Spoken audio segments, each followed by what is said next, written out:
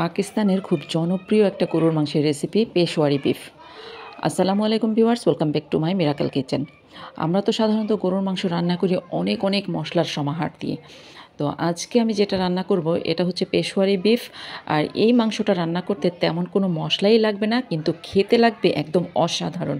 আমি তো প্রথমে ভাবছিলাম হয়তো একদম মশলা ছাড়া রান্না কেমন যেন লাগবে হয়তোবা, কিন্তু পরে রান্না করে খেয়ে দেখি আসলেই অসাধারণ অসাধারণ।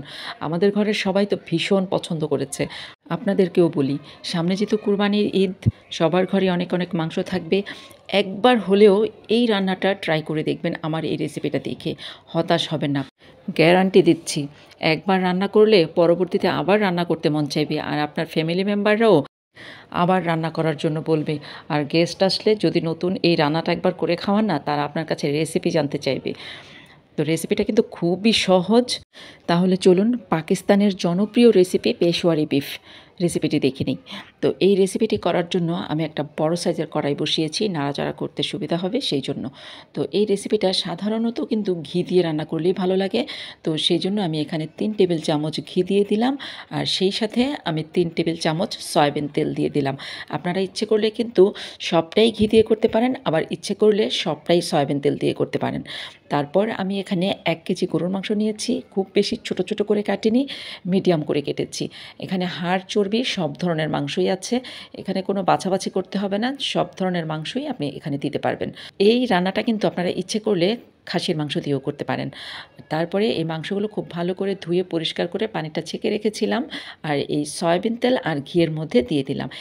এখন মিডিয়াম টু হাই হিটে এই মাংসগুলো ভাজবো আমি 5 থেকে 6 মিনিট। এর কম না, কিন্তু 5-6 মিনিটের মধ্যেই এই মাংসটার কালারটা চেঞ্জ হয়ে যাবে। আসল কথা হচ্ছে এই মাংসটার কালার চেঞ্জ হওয়া পর্যন্ত ভেজে নেব। 5 থেকে 6 মিনিটও লাগতে পারে, আবার 7-8 মিনিটও লাগতে পারে কারো কারো চুলার আগুনের তারতম্যের জন্য। এরই মধ্যে কিন্তু মাংসের কালার চেঞ্জ হয়ে আসতেছে। তো 2-3 মিনিট ভাজার পরে এখানে আমি 5-6টা কাঁচামরিচ এখানে ফালি করে দিয়ে দিলাম। যেহেতু আমরা বাঙালি, একদম মশলা ছাড়া রান্না করছি, একদম ঝাল না হলে আবার আমরা খেতে পারবো না। এই জন্য কয়েকটা কাঁচামরিচ ফালি করা দিয়ে দিলাম, পরিমাণ মতো লবণ দিয়ে দিলাম। আর আপনারা ইচ্ছে করলে কিন্তু কাঁচামরিচটা বেটেও দিতে পারেন। আর তারপর এখানে দিয়ে দিলাম 1 চা চামচ রসুন বাটা, আর দিয়ে দিলাম হচ্ছে 1 চা চামচ আদা বাটা। তারপরে এগুলো খুব ভালো করে নেড়ে চেড়ে ভেজে নেব। 5 থেকে 6 মিনিট ভাজার পর এখানে আমি কিছু আলু কেটে রেখেছিলাম। গরুর মাংসের মধ্যে সাধারণত আমরা যেভাবে আলু দিই সেভাবেই কেটে রেখেছিলাম, আলুগুলো দিয়ে দিলাম।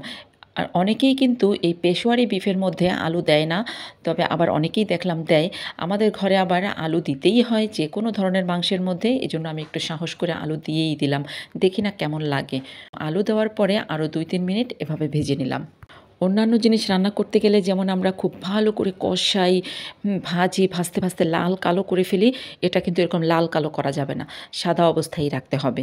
এরকম নেড়ে চেড়ে ভেজে নেওয়ার পর এখানে একটু বেশি করে পানি দিয়ে দিতে হবে, কারণ এই পানিটা দিয়েই মাংসটা সেদ্ধ হবে একদম পুরোপুরি। তো সেই জন্য একটু বেশি পরিমাণে পানি দিলাম, যাতে মাংসর উপর উপর থাকে। আর পানিটা কিন্তু গরম অবস্থায়ও দিতে পারেন, ঠান্ডা অবস্থায় দিলেও সমস্যা নাই, তবে পানিটা গরম করে দিলে একটু বেশি ভালো হবে। তারপরে ঢেকে রেখে দিলাম, মিডিয়াম টু হাই হিট করে দিলাম। বড় করে যখন বলক এসে গেছে, এখন চুলাটা মিডিয়াম টু লো হিটে করে দিলাম। আর এখন একটু নেড়ে চেড়ে ঢেকে রাখলাম। এখন অপেক্ষা করব মাংসটা সম্পূর্ণরূপে সিদ্ধ হয়ে যাওয়ার জন্য। আর মাঝে মাঝেই ঢাকনা তুলে একটু সুন্দর করে এভাবে নেড়ে চেড়ে দিব। ঝোল দেওয়ার পর 1 ঘন্টা 20 মিনিটের মতো জাল করলাম মিডিয়াম টু লো হিটে। আর তারপর মাংসগুলো, আলুগুলো খুব সুন্দর মতো সিদ্ধ হয়ে গেছে, ঝোলটাও অনেকটা টেনে গেছে। তো এখন একটু মাখা মাখা হয়ে গেলেই আমার রান্নাটা কমপ্লিট হয়ে যাবে। তো আবারও আমি কিছুক্ষণের জন্য ঢেকে রেখে দিলাম। 5 মিনিট পর ঢাকনাটা তুলে নিলাম, আর ঝোলটা একদম গামাখা হয়ে গেছে। রান্না কিন্তু কমপ্লিট হয়ে গেছে। এই পর্যায়ে এসে হাফ চা চামচেরও একটু কম গোলমরিচের গুঁড়া দিয়ে দিলাম। আবারও 3-4টা কাঁচামরিচ ফালি করে এভাবে দিয়ে দিলাম।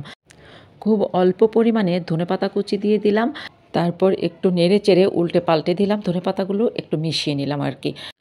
রান্নাটা কিন্তু একদম কমপ্লিট হয়ে গেছে। এই পর্যায়ে এসে অল্প একটু আদা কুচি করে ছড়িয়ে দিবেন।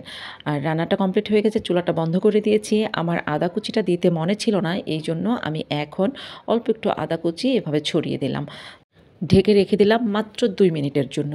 তো 2 মিনিট পর ঢাকনাটা আমি তুলে নিলাম। চুলা তো আমি আগেই বন্ধ করে দিয়েছি। তো এখন এই তো দেখুন রান্নাটা একদম কমপ্লিট হয়ে গেছে। এখন শুধু গরম গরম সার্ভ করার পালা। চুলার উপরে থাকতেই আমি একটা আলু খেয়ে টেস্ট করেছিলাম যে দেখি আলুটা কেমন লাগছে। আলুটা তো দারুণ টেস্ট লাগছে, আমার কাছে ভীষণ ভালো লেগেছে। পাকিস্তানি পেশোয়ারি বিফ তো রান্না হয়ে গেল, সার্ভিং ডিশেও তুলে নিলাম। তো এখন এখানে কিছু ধনেপাতা কুচি, অল্প একটু আদা কুচি, একটা কাঁচামরিচ আর একটা কাঁচা লাল মরিচ এখানে টুকরো করে রেখেছি, জাস্ট এগুলো একটু সাজানোর জন্য। এখন একটা মাংস নিয়ে দেখাই যে এটা কতটা সফট হয়েছে। হাত দিয়েই কত সুন্দর করে এভাবে যে ভেঙে যাচ্ছে, অনেক বেশি জোর লাগছে না, কিন্তু হাত দিয়ে একটু চাপ দিয়েছি তারপরে এভাবে সুন্দর করে খুলে খুলে গেছে। তার মানে মাংসটা খুব সুন্দর করে নরম হয়েছে। আর মুখে দিলাম একটু, খুবই টেস্ট লাগলো, অসাধারণ লাগলো। একেবারে মশলা ছাড়াও যে গরুর মাংস এত মজা লাগে, এই মাংসটা না খেলে কিন্তু আসলে বুঝতে পারতাম না। এই কুরবানির মাংস দিয়েই একবার হলেও পাকিস্তানি পেশোয়ারি বিফ রান্না করে খেয়ে দেখবেন, অসাধারণ লাগবে। পরিবারের সবাই ভীষণ পছন্দ করবে। আমার আজকের এই রেসিপিটি আপনাদের কাছে ভালো লাগলে চ্যানেলটি সাবস্ক্রাইব করে রাখতে পারেন পরবর্তীতে আরও সুন্দর সুন্দর মজার মজার রেসিপি পাওয়ার জন্য। আজকের মতো আমার এই পেশোয়ারি বিফ রেসিপিটি এখানেই শেষ করছি। আবার দেখা হবে আপনাদের সাথে নতুন কোনো ভিডিও নিয়ে, নতুন কোনো রেসিপি নিয়ে। ততদিন আপনারা ভালো থাকবেন, সুস্থ থাকবেন, মিরাকেল কিচেনের সাথেই থাকবেন। আল্লাহ হাফেজ।